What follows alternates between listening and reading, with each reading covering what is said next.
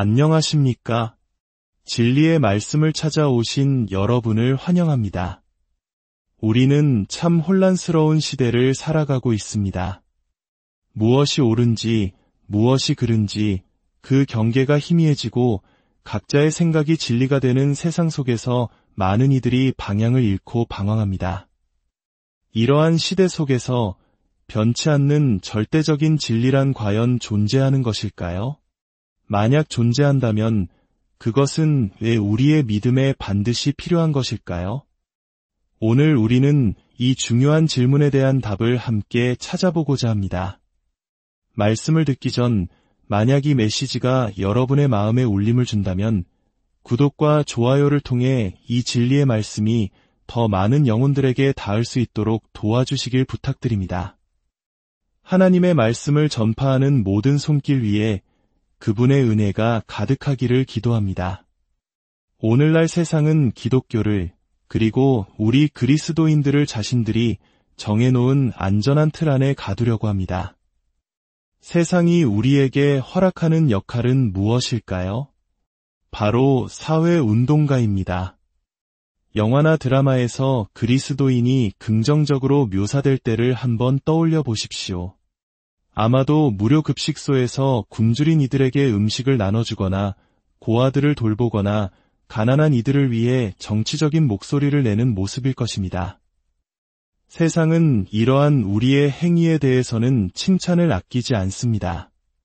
그리고 교회의 가치, 기독교의 가치가 바로 이러한 사회적 활동에 있다고 말합니다. 세상은 우리에게 이렇게 속삭입니다. 당신들이 그 틀 안에만 머무른다면, 그저 착한 일만 하고 있는다면 우리는 당신들을 칭찬하고 인정하고 사랑해 주겠습니다. 하지만 우리가 신학에 대해 이야기하기 시작하는 순간, 절대적인 도덕과 진리에 대해 말하는 순간 세상의 태도는 돌변합니다. 선을 넘지 마시오. 그들은 경고합니다. 예수님에 대해서 이야기하는 것조차 그들은 조건부로 허락합니다. 간디나 마더 테레사 혹은 석가모니처럼 위대한 도덕적 스승 중 한 명으로 이야기하는 것은 괜찮다고 말합니다. 예수님을 그저 좋은 말씀을 남긴 현인 정도로만 여긴다면 문제 삼지 않겠다는 것입니다. 그러나 예수님이 그 이상이라고 말하는 순간 예수님께서 인류의 유일한 구원자이시며 그분만이 길과 진리요 생명이라고 주장하는 순간 우리는 세상이 정해놓은 선을 넘게 되는 것입니다. 세상은 예수님을 다른 종교 지도자들과 같은 선상에 놓으려 하지만 우리가 그것을 거부하고 예수님의 유일성을 선포할 때 문제는 시작됩니다.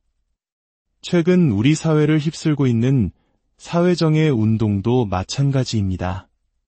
정의, 평등, 인권과 같은 언어들은 우리가 갇혀있는 선행이라는 틀 안에서 매우 그럴듯하게 들립니다.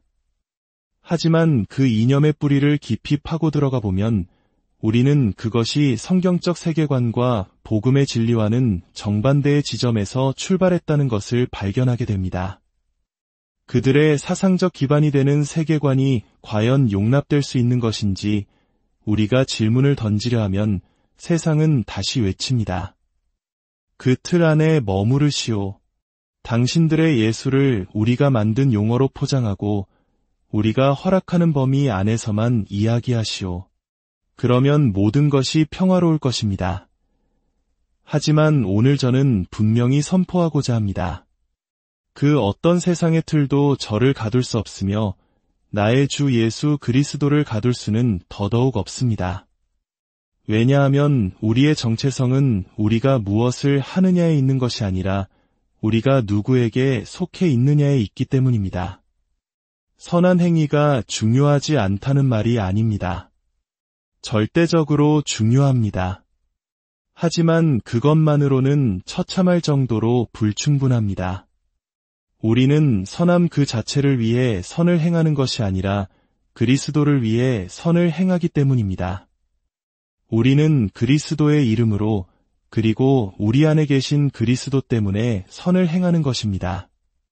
그렇기에 우리는 온전한 복음 전체를 가져야 합니다. 그리스도가 누구이신지에 대한 진리, 그 절대적인 진리가 무엇보다 중요합니다. 이제 성경을 펴서 고린도전서 15장으로 가보겠습니다. 오늘 우리는 사도 바울이 얼마나 논리적이고 체계적으로 절대적 진리의 필연성에 대해 변호하는지 살펴보게 될 것입니다. 바울 시대의 고린도 교회 주변에는 스스로 그리스도를 따른다고 말하면서도 부활은 믿지 않는 사람들이 있었습니다.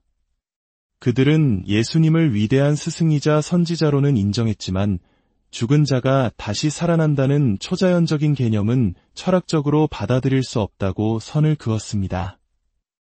마치 미국의 토머스 제퍼슨이 성경에서 기적적인 부분을 모두 삭제하고 도덕적 교훈만 남긴 제퍼슨 성경을 만들었던 것과 같습니다.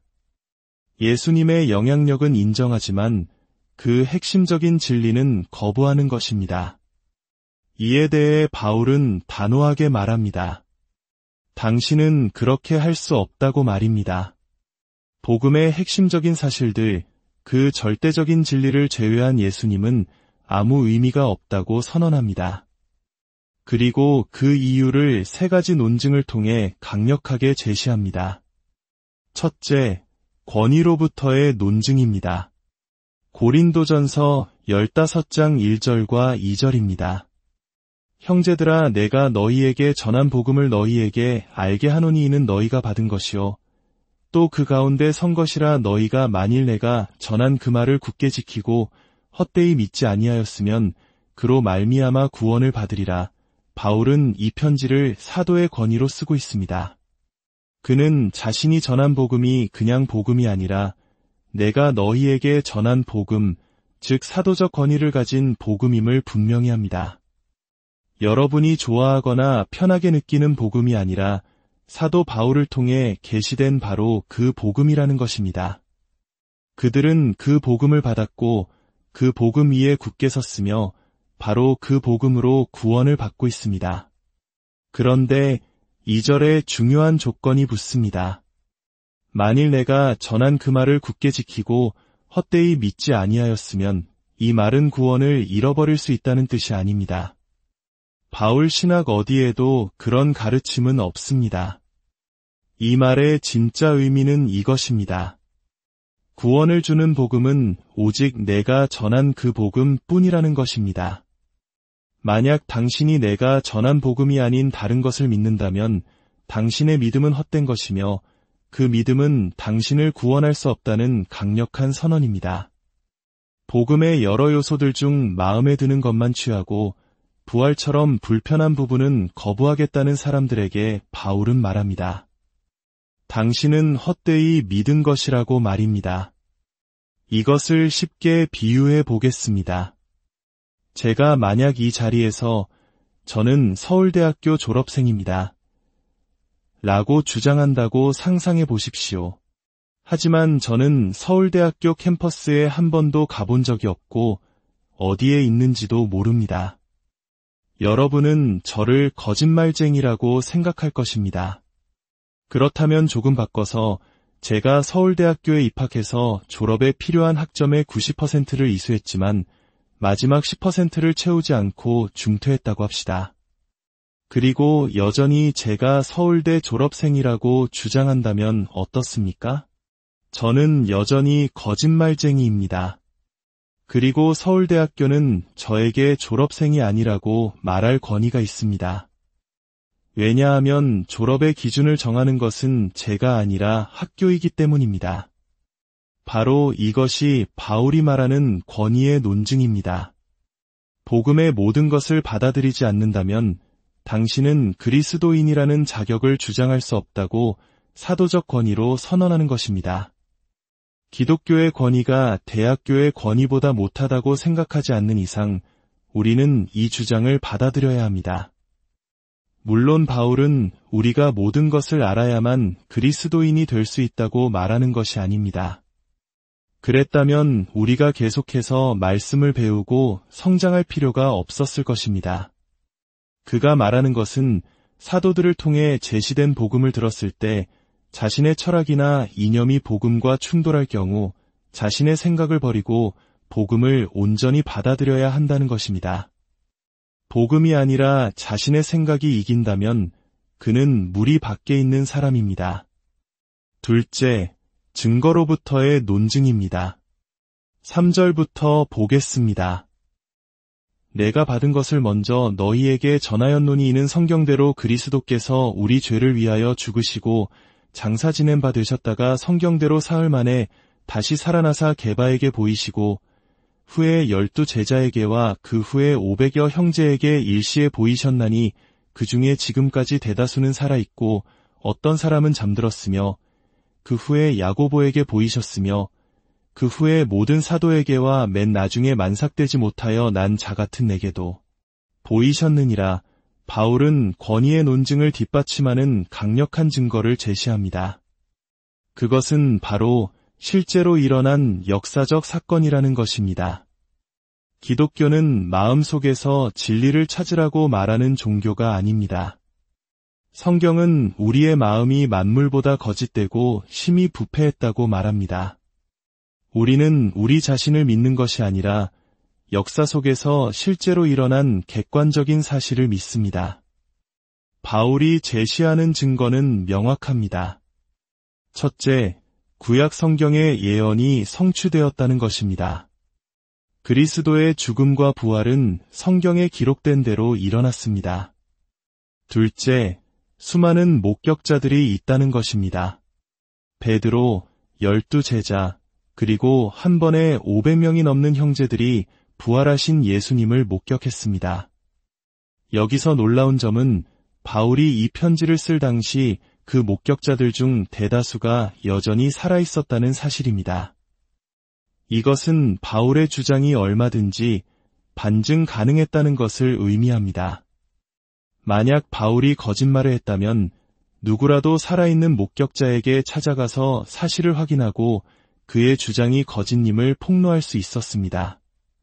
바울은 내 말이 거짓말이라면 아직 살아있는 저 수많은 사람들에게 가서 확인해 보시오라고 자신있게 말하는 것입니다. 이는 그의 주장이 얼마나 확고한 증거 위에 서 있는지를 보여줍니다. 그리고 바울은 자신의 개인적인 경험은 가장 마지막에 가장 작은 것으로 덧붙입니다. 오늘날처럼 이것이 나의 진실이니까 믿어야 해라고 주장하지 않습니다. 그는 객관적인 성경의 증거와 역사적인 증인들의 증언을 먼저 제시하고 그 다음에야 그리고 나도 그분을 보았습니다 라고 말합니다. 복음의 진리는 개인의 주관적인 경험이 아니라 명백한 역사적 사실에 근거합니다. 셋째, 논리로부터의 논증입니다. 12절부터 바울은 철학적인 이유로 부활을 거부하는 사람들에게 강력한 논리적 기결을 제시합니다. 만약 죽은 자의 부활이 없다면 어떤 끔찍한 결과들이 따라오는지 조목조목 따져 묻습니다. 사실 바울은 이미 13절에서 논쟁에서 이겼습니다. 만일 죽은 자의 부활이 없으면 그리스도도 다시 살아나지 못하셨으리라. 그러나 그는 이미 1절부터 11절까지 그리스도께서 다시 살아나셨다는 것을 권위와 증거를 통해 입증했습니다. 그럼에도 불구하고 만약 당신들의 주장대로 부활이 없다면 다음에 7가지 사실을 받아들여야만 합니다. 첫째, 우리의 설교는 헛것입니다. 우리가 전파하는 것은 십자가에 못 박히고 부활하신 그리스도인데 만약 부활이 없다면 우리의 설교는 세상에서 가장 어리석고 공허한 외침일 뿐입니다. 둘째, 여러분의 믿음 또한 헛됩니다. 우리 믿음의 대상은 부활하신 그리스도입니다. 만약 믿음의 대상이 존재하지 않는다면 아무리 강한 믿음을 가진다 해도 그것은 아무 소용이 없습니다. 셋째, 우리는 하나님에 대해 거짓말을 한 신성모독적인 거짓말쟁이가 됩니다. 우리는 하나님께서 그리스도를 살리셨다고 증언했는데 만약 부활이 없다면 우리는 하나님이 하시지 않은 일을 했다고 주장하는 파렴치한 자들이 되는 것입니다. 넷째, 여러분은 여전히 죄 가운데 있습니다. 그리스도의 죽음이 우리의 죄값을 치렀다는 것을 하나님께서 인정하신다는 영수증이 바로 부활입니다. 부활이 없다면 죄의 문제는 해결되지 않은 채 남아있고 우리는 여전히 용서받지 못한 죄인입니다. 다섯째, 그리스도 안에서 잠든 자들, 즉 먼저 세상을 떠난 성도들은 모두 멸망한 것입니다. 그들에게는 아무런 소망이 없습니다. 여섯째, 우리는 이 세상 모든 사람들 가운데 가장 불쌍한 존재입니다. 이 생에서의 소망만을 위해 그리스도를 믿는다면 우리는 가장 가련한 자들입니다. 이 얼마나 끔찍한 결론입니까? 하지만 기억하십시오. 바울은 이미 이 논쟁에서 승리했습니다. 그리스도께서는 부활하셨습니다. 사도들의 권위가 그것을 보증하고 수많은 증인들의 증거가 그것을 입증합니다. 그러므로 저 끔찍한 논리의 결론들은 모두 정반대로 뒤집힙니다. 우리의 설교는 헛되지 않습니다. 그것은 세상을 구원하는 하나님의 능력입니다. 여러분의 믿음은 헛되지 않습니다. 여러분은 죽음을 이기신 살아계신 하나님을 믿고 있기에 여러분의 믿음은 살아있고 강력합니다. 우리는 거짓말쟁이가 아닙니다. 우리는 세상이 들었던 그리고 앞으로 들을 가장 아름다운 진리를 말하는 진실의 전달자입니다. 여러분은 더 이상 죄 가운데 있지 않습니다. 그리스도 예수 안에 있는 믿음으로 여러분의 모든 죄는 십자가에 못 박혔습니다. 동이 서에서 먼 것 같이 하나님께서는 여러분의 죄를 기억조차 하지 않으십니다. 여러분은 깨끗하게 시듬 받았습니다. 그리스도 안에서 잠든 자들은 멸망하지 않았습니다.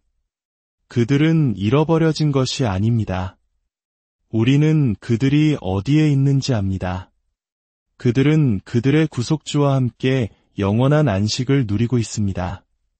그리고 마지막으로 감히 우리를 불쌍히 여기지 마십시오.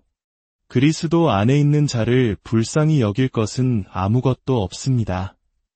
언젠가 우리는 죽음을 맞이하겠지만 그것은 끝이 아닙니다. 사도 바울의 고백처럼 내게 사는 것이 그리스도니 죽는 것도 유익함이라. 그리스도 안에서 죽는 자들을 어찌 불쌍하다고 말할 수 있겠습니까? 사랑하는 성도 여러분, 진리는 중요합니다. 복음의 절대적 진리는 우리의 모든 것입니다. 세상은 우리를 그저 착한 일을 하는 사람들의 모임으로 축소시키려 하고 예수님을 성공적인 삶을 위한 조언을 해주는 구루 정도로 격화시키려 합니다. 하지만 복음의 진리는 협상의 대상이 될 수 없습니다. 그것은 나의 진실도 당신의 진실도 아닙니다. 그것은 바울이 믿었기 때문에 진리가 된 것이 아니라 절대적인 진리이기 때문에 바울이 믿었던 바로 그 진리입니다. 그러므로 우리가 무엇을 이야기하든 무엇을 행하든 심지어 정의를 추구할 때조차도 우리는 이 복음의 절대적 진리라는 기초 위에서 시작해야 합니다. 복음이 중요하지 않다면 이 세상의 그 어떤 것도 중요하지 않기 때문입니다. 우리는 진리 안에서 시작하고 진리 안에서 끝나며 그 사이의 모든 발걸음 또한 진리와 함께해야 합니다. 이 진리는 선택이 아니라 우리 존재의 필수 조건입니다. 함께 기도하겠습니다. 거룩하시고 위대하신 하나님 아버지, 우리 주 예수 그리스도의 하나님이시며 아버지이신 주님 앞에 경배와 찬양을 올려드립니다. 주님의 위엄과 선하심, 그리고 은혜와 진리 앞에 겸손히 머리 숙입니다. 우리를 위해 아들 예수 그리스도를 보내주시고 그분의 사역을 통해 구원의 길을 열어주심에 감사드립니다.